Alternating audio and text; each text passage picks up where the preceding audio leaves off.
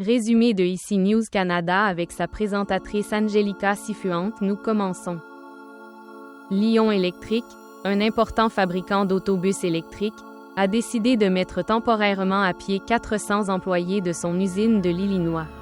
Cette décision intervient après avoir obtenu une prolongation de 2 semaines auprès de ses créanciers, essentielle pour discuter de ses stratégies futures.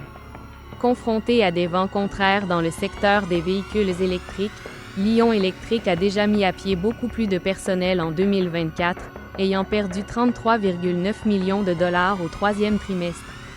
Cette situation reflète la complexité à laquelle fait face le secteur de l'électricité au Québec. La grève se poursuit à Poste Canada, qui compte 55 000 employés. L'entreprise a présenté au syndicat un cadre de négociation qui pourrait relancer les discussions et les ententes avant la période des fêtes. Le syndicat dénonce toutefois des tactiques d'intimidation à la suite des mises à pied temporaires. Poste Canada souligne sa volonté de résoudre le conflit et d'atténuer les répercussions visibles à l'échelle nationale sur la logistique. Le premier ministre du Québec, François Legault, s'inquiète des répercussions négatives potentielles des tarifs proposés par le président élu américain Donald Trump sur l'industrie forestière de la province, essentielle à l'économie locale. Monsieur Legault souligne la nécessité de mesures de protection, car le secteur subit déjà une pression tarifaire importante. Il exhorte également Ottawa à agir de manière proactive face à cette menace commerciale. La création de Santé Québec marque un nouveau chapitre dans la gestion du système de santé québécois. L'agence cherche à simplifier les processus et à partager les meilleures pratiques, tout en faisant face au défi financier de réduire le déficit budgétaire en santé.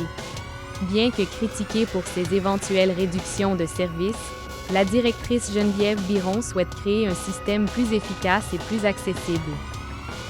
Une tempête hivernale a mis à rude épreuve les collectivités de l'Ontario, recouvrant des régions entières de près d'1 mètre de neige et provoquant des pannes de courant pour des milliers de résidents.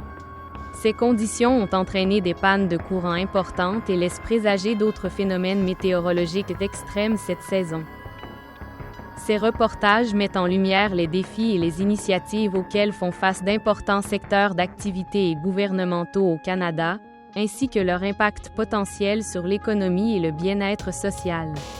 Abonnez-vous et partagez sur nos plateformes YouTube et Facebook sous le titre ICI Noticias Canada. Merci de votre attention.